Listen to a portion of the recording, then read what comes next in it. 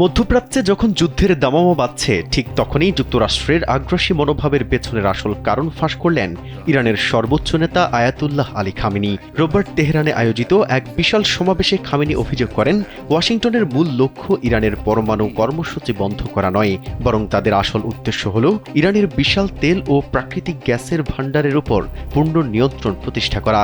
Khamenei যুক্তরাষ্ট্রকে চূড়ান্ত হুঁশিয়ারি দিয়ে বলেন, তারা যদি সম্পদের লোভে ইরানে কোনো ধরনের হামলা চালানোর দুঃসাহস দেখায়, তবে সেই যুদ্ধের আগুন কেবল ইরানের সীমানায় আবদ্ধ থাকবে না। স্যান্ডেলিনা সো, রূপচর্চায় আভিজাত্য।